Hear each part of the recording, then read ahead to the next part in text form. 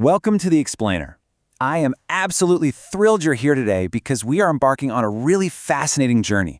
We're going to take something that seems incredibly simple, like just tossing a coin, and we are going to use it as our launch pad into the predictive and honestly, sometimes completely counterintuitive world of conditional logic.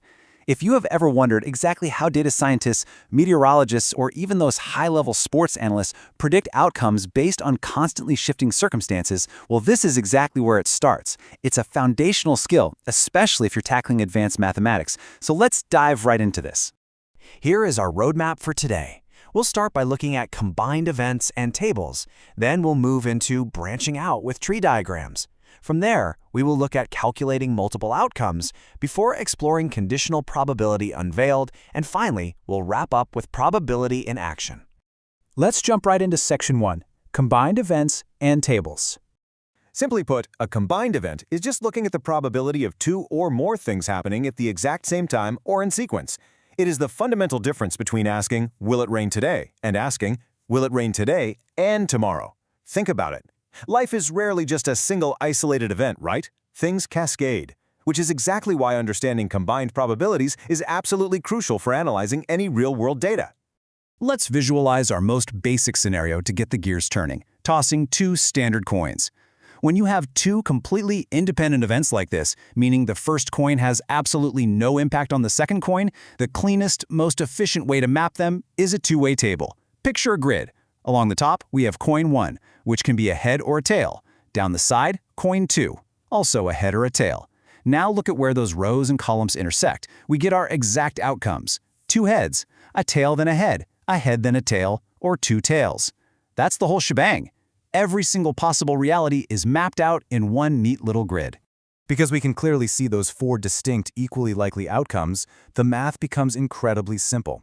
If I ask you, what is the probability of getting exactly two heads? Well, it is just one successful outcome, that top left box, divided by four total possible outcomes. 1 over 4. A quarter. A 25% chance.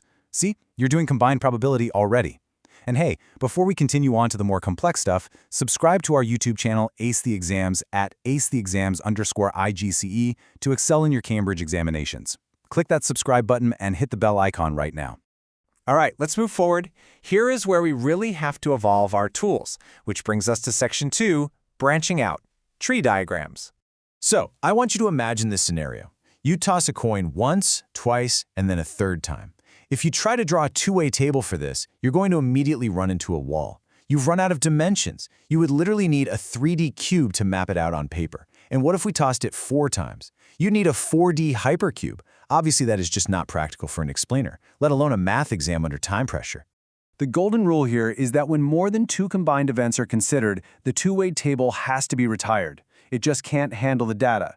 We need a visual tool that can grow infinitely in one direction, branching out to handle as many events as we throw at it. We need tree diagrams. Navigating a tree diagram is honestly just like following a map, and it comes with 3 golden rules you absolutely must remember if you want to master this. First, write your probabilities right along the sides of the branches. Second, as you move left to right across the page, meaning as the events happen in sequence over time, you multiply the probabilities along those branches. And third, if you have multiple different paths that all lead to a successful outcome, you add those final probabilities together at the very end. So remember the mantra, multiply across, add down. Let's see how these rules actually build a solution in a real-world scenario from our source data. This is Section 3, calculating multiple outcomes. Okay, let's say we are forecasting winter weather. Our historical data tells us the probability of rain on any given day is 5 out of 7. We want to know the exact chance of getting rain on at least one of 2 consecutive days. Step 1. We find our successful paths through the tree diagram. Those are rain then rain, rain then no rain, and no rain then rain. Step 2. We multiply across the branches for each of those paths. 5/7 times 5/7 is 25 over 49. The other 2 paths, where it rains one day but not the other, each give us 10 over 49. Step 3. We add those successful paths together. 25 plus 10 plus 10 equals 45. So there is a 45 out of 49 chance it rains on at least one of those days. Stop scrolling. Subscribe to our YouTube channel Ace the Exams at Exams IGCSE to excel in your Cambridge examinations. We've helped thousands of students improve by 2-3 grade boundaries. Join them right now by subscribing to @Exams IGCSE. Turn on all notifications so you never miss our weekly exam strategy sessions. Now, the coin tosses and the rain showers we just calculated share a very important secret. They are independent events. The coin absolutely does not remember what it landed on last time. The sky doesn't necessarily remember yesterday's rain in this basic model. But we need to draw a crucial contrast here, which sets up our next big leap. What happens when events are dependent? What happens when pulling a colored bead out of a bag and physically keeping it out permanently alters the total pool of beads for your next draw? This brings us to the most complex, but without a doubt the most interesting building block of our entire explainer. Section 4, Conditional Probability Unveiled. So the absolutely crucial point is this definition right here on the screen. Conditional probability is what happens when new information comes to light, and as a direct result, the probability of your event completely shifts. In mathematics, you'll see it notated as a capital P, parentheses a vertical straight line, and B. Don't let the notation intimidate you. We just read that aloud as the probability of event A happening, given that event B has already happened. Let's look at this data set of 86 school students to really see conditional probability in action.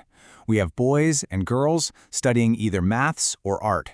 If I asked you to just pick a student completely at random from the entire school and calculate the probability that they study maths, you would look at the total number studying maths, which is 60 out of the total students, 86. 60 over 86. Simple enough, right? That's your standard baseline probability. But watch closely what happens when we introduce a condition. Let's find the probability that a student studies maths, given that the student is a girl. Because we now know this new piece of factual information, the student is definitively a girl, our entire universe of possibilities instantly shrinks. Our total denominator is no longer the 86 students in the whole school, it immediately shrinks down to just the 46 girls. Out of those 46 girls, the table shows us that 34 study maths. So our new conditional probability is 34 over 46. The math completely changed because our base reality changed. That is conditional logic at work. Let's apply this exact same logic back to the classic tree diagram scenario. I want you to vividly imagine a bag containing 10 red beads and 5 black beads. That's 15 beads total. What if you reach in, pull out a red bead, and instead of putting it back, you set it on the table, and then you reach in again? How does that change the game? Here is exactly how that dependent scenario plays out mathematically. On your very first draw, your chance of pulling a red bead is 10 out of 15. But because that red bead is now sitting on the table, it is a scenario known as without replacement. Your total pool of beads in the bag has permanently dropped to 14. So when you reach in for your second draw aiming for a black bead this time, the probability isn't 5 out of 15 anymore, it's 5 out of 14. To find the combined probability of both events happening in sequence, you just follow our tree diagram rule from earlier. Multiply across the branches. 10 over 15 times 5 over 14. The action of the past has literally reshaped the probability of the future. Let's move to our final section and see how these tools decode the real world around us in Section 5, Probability in Action. Take a look at this overlapping data on vehicle ownership among 60 people.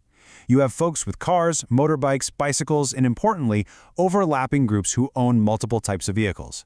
If I tell you a specific person definitely owns a bicycle, and then ask the probability that they also own a car, we are doing conditional probability again.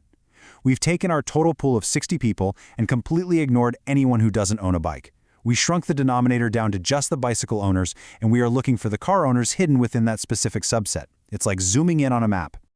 The mathematical frameworks we've mapped out today go so far beyond bags of colored beads and flipping coins.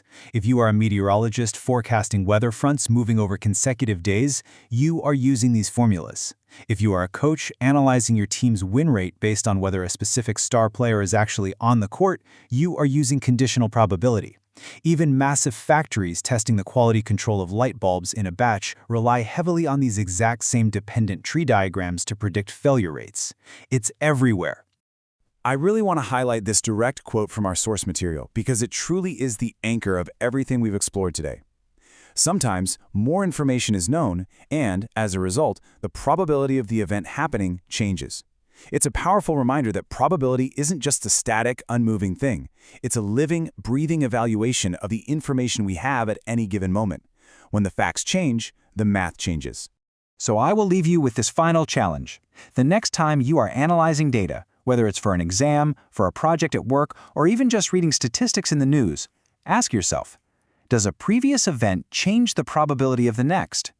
Are you actually looking at the whole school, or did a hidden condition just shrink your denominator? Subscribe to our YouTube channel Ace the Exams at acetheexams_IGCSE to excel in your Cambridge examinations. Subscribe right now to acetheexams_IGCSE and click that bell. Drop a comment below with your target grade for mathematics and the biggest challenge you're facing. Our team responds to every comment. Like and share this video with a study partner. Ace the Exams. Your Cambridge success starts here. Keep questioning, keep analyzing, and I'll catch you on the next one.